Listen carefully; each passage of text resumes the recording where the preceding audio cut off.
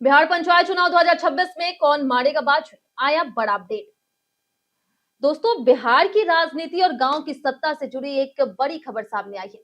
पिछले कुछ दिनों से लगातार यह चर्चा चल रही थी कि क्या बिहार पंचायत चुनाव समय पर होंगे या इसमें देरी हो सकती है।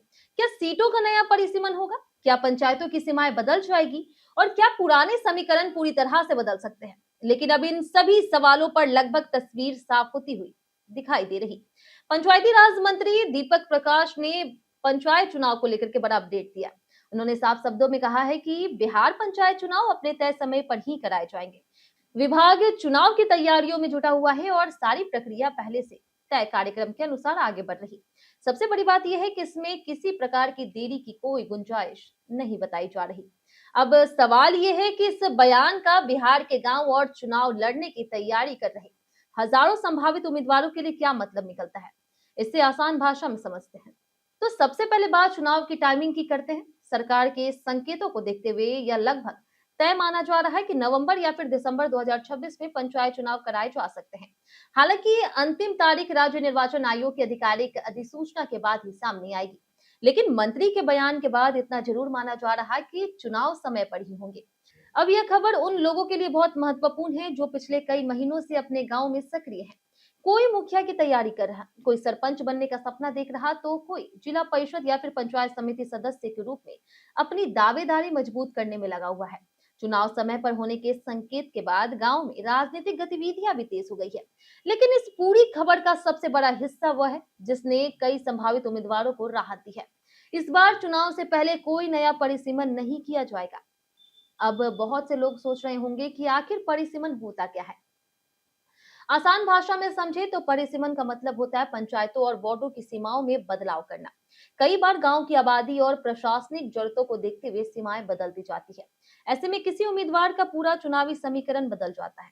खास कर मान लीजिए किसी व्यक्ति का प्रभाव किसी खास वार्ड में जाता है। अगर परिसीमन हो जाए तो उस वार्ड की सीमाएं बदल जाएगी, तो उसकी राजनीतिक ताकत पर सीधा असर पड़ सकता है। लेकिन इस बार सरकार ने स्पष्ट कर दिया है कि पंचायतों और वार्डों की जो सीमाएं अभी है वही बनी रहेगी। इसका सीधा फायदा यह होगा कि चुनाव लड़ने वाले उम्मीदवारों को नए सिरे से रणनीति बनाने की जरूरत नहीं पड़ेगी। जो लोग पिछले कई महीनों से अपने क्षेत्र में काम कर रहे हैं, जनता से संपर्क बना रहे हैं और अपने समर्थन को मजबूत कर रहे हैं, उनकी तैयारियों पर कोई बड़ा असर नहीं पड़ेगा। इसके अलावा इस बार आरक्षण रोस्टर का भी पूरी तरह से पालन किया जाएगा, यानी कि पंचायत चुनाव में आरक्षित सीटों को जो नियम पहले से लागू हैं वही नियम लागू रहेंगे। महिला, अनुसूचित जाति, अनुसूचित जनजाति और अन्य आरक्षित वर्गों के लिए जो व्यवस्था तय है उसी आधार पर सीटों का निर्धारण किया जाएगा। अब बात करते हैं चुनावी आंकड़ों की, क्योंकि यही आंकड़े बताते हैं कि बिहार पंचायत चुनाव कितना बड़ा लोकतांत्रिक आयोजन है। इस बार पूरे बिहार में हजारों पदों के लिए चुनाव होना है। मुखिया और सरपंच के कुल 5053 पदों पर मुकाबला होगा। इसके अलावा पंचायत समिति सदस्य के 11,085 पदों के लिए उम्मीदवार चुनावी मैदान में उतरेंगे। वहीं जिला परिषद के 1160 पदों पर भी चुनाव कराया जाएगा।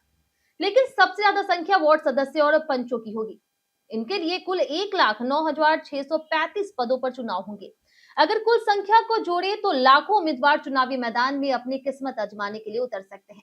यही कारण है कि पंचायत चुनाव को गांव की राजनीति का सबसे बड़ा महाकुंभ कहा जाता है। गांव की राजनीति विधानसभा और लोकसभा चुनाव से अलग होती है। यहाँ मुद्दे भी अलग होते हैं। सड़क, नाली, पानी, राशन, आवास योजना, स्कूल, अस्पताल और स्थानीय विकास जैसे मुद्दे सीधे जनता के बीच असर डालते हैं। इसलिए पंचायत चुनाव में हर गांव, हर टोला और हर वार्ड का समीकरण काफी महत्वपूर्ण हो जाता है। अब सभी की नजरें राज्य निर्वाचन आयोग की आधिकारिक घोषणा पर टिकी है, क्योंकि चुनाव की तारीखें, नामांकन प्रक्रिया और आरक्षण सूची सामने आने के बाद गांव की राजनीति और ज्यादा गर्म होने वाली है।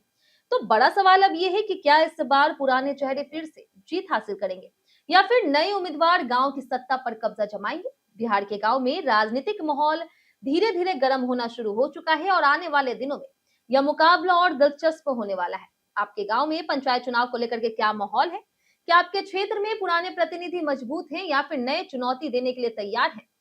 अपनी राय हमें कमेंट में जरूर बताएं और ऐसे ही बड़े अपडेट्स के लिए हमारे साथ बने रहें और देखते रहें बिहारी न्यूज।